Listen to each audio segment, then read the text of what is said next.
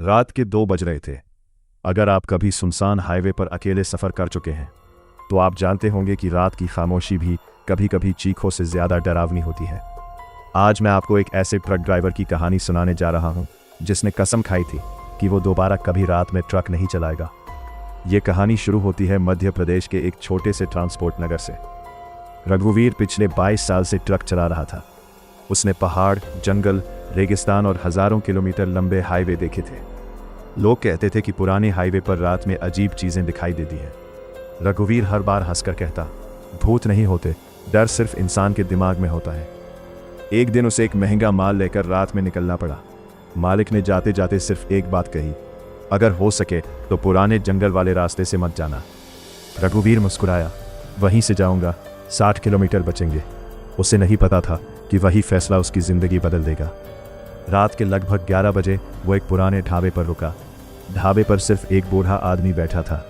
उसने बिना पूछे कहा, बेटा, आज अमावस्या है। हाँ।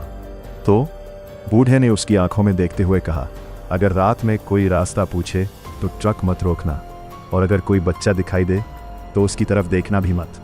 रघुवीर हंस पड़ा। उसे लगा बूढ़ा उसे डराने की कोशिश कर रहा है। उसने चाय खत्म की और ट्रक आगे बढ़ा दिया। आधी रात हो चुकी थी। दोनों तरफ घना जंगल, ऊपर बादलों से ढका आसमान और सड़क पर दूर दूर तक कोई गाड़ी नहीं। अचानक ट्रक का रेडियो अपने आप चालू हो गया। उस पर सिर्फ खरखराहट आ रही थी। फिर एक धीमी आवाज़ सुनाई दी, रघुवीर, पीछे मत देखना। उसने तुरंत रेडियो बंद कर दिया, लेकिन 5 सेकंड बाद रेडियो फिर अपने आप चालू हो गया। इस बार वही आवाज़, थोड़ी और साफ, वह तुम्हारे पीछे बैठ चुका है। रघुवीर का गला सूख गया। उसने हिम्मत करके रियर व्यू मिरर की तरफ देखा, लेकिन वहाँ कुछ नहीं था। उसने राहत की सांस ली। उसे लगा शायद वह थक गया है। करीब 10 मिनट बाद हेडलाइट की रोशनी में एक छोटा बच्चा दिखाई दिया। वह बिल्कुल सड़क के बीचों बीच खड़ा था, सफ़ेद कपड़े, नंगे पैर और सिर नीचे झुका हुआ। उसने ब्रेक नहीं लगाया। ट्रक धीरे धीरे बच्चे के पास पहुंचा, लेकिन जैसे ही ट्रक उसके सामने आया, बच्चा अचानक गायब हो गया। रघुवीर ने शीशे में पीछे देखा। सड़क पूरी खाली थी। उसने खुद से कहा, शायद आंखों का धोखा था। लेकिन तभी केबिन के पीछे से किसी बच्चे की धीमी हंसी सुनाई दी। रघुवीर का पूरा शरीर कांप उठा। उसने पीछे मुड़ने की हिम्मत नहीं की, और तभी उसके मोबाइल पर एक मैसेज आया। स्क्रीन पर सिर्फ 4 शब्द लिखे थे, अब पीछे मत देखना। रघुवीर ने कांपते हाथों से फ़ोन नीचे रख दिया, लेकिन अगले ही पल उसे अपने कंधे पर किसी के ठंडे हाथ का स्पर्श महसूस हुआ, और यहीं से शुरू हुआ उसकी ज़िंदगी का सबसे भयानक सफ़र। और तभी उसे अपने कंधे पर किसी बर्फ़ जैसे ठंडे हाथ का एहसास हुआ। अब कहानी यहीं से आगे बढ़ती है। रघुवीर का पूरा शरीर कांप रहा था। उसने हिम्मत करके पीछे मुड़कर नहीं देखा। दोनों हाथ स्टीयरिंग पर कस गए। ट्रक तेज़ी से जंगल के बीच दौड़ रहा था, लेकिन तभी उसे अपने कान के बिल्कुल पास किसी बच्चे की धीमी आवाज़ सुनाई दी, अंकल, मुझे घर छोड़ दोगे? रघुवीर का गला सूख गया। उसने आंखें बंद की और भगवान का नाम लिया। आवाज़ फिर आई, इस बार और भी करीब, मैं पीछे बैठा हूँ। उसने कोई जवाब नहीं दिया। कुछ सेकंड बाद केबिन के अंदर मिट्टी जैसी बदबू फैलने लगी। ऐसी बदबू जैसे किसी पुरानी कब्र की मिट्टी खोदी गई हो। करीब 20 मिनट बाद दूर एक ढाबे की रोशनी दिखाई दी। रघुवीर ने राहत की सांस ली। उसने ट्रक रोका और भागकर ढाबे के अंदर पहुंचा। वहां सिर्फ एक बुजुर्ग औरत बैठी थी। उसने रघुवीर को देखते ही कहा, तुम उसे साथ ले आए हो? रघुवीर चौंक गया। किसे? औरत बोली, जो तुम्हारे ट्रक में बैठा है।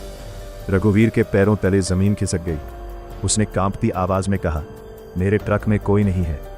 औरत मुस्कुराई, अगर कोई नहीं है तो फिर तुम्हारे ट्रक के पीछे छोटे छोटे गीले पैरों के निशान किसके हैं? रघुवीर बाहर भागा। ट्रक की पिछली बॉडी तक गया। वहां सचमुच गीली मिट्टी से बने छोटे छोटे पैरों के निशान थे, जो धीरे धीरे केबिन की तरफ बढ़ रहे थे। लेकिन सबसे डरावनी बात, वे निशान वापस बाहर नहीं आए थे।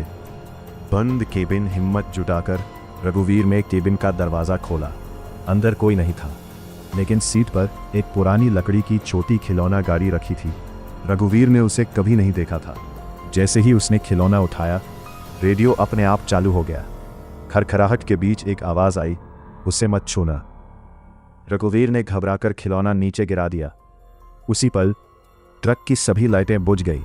पूरा इलाका अंधेरे में डूब गया। सिर्फ एक आवाज़ धीरे धीरे उसकी ओर बढ़ रही थी, टक टक टक, जैसे कोई नंगे पैर केबिन की सीढ़ियां चढ़ रहा हो।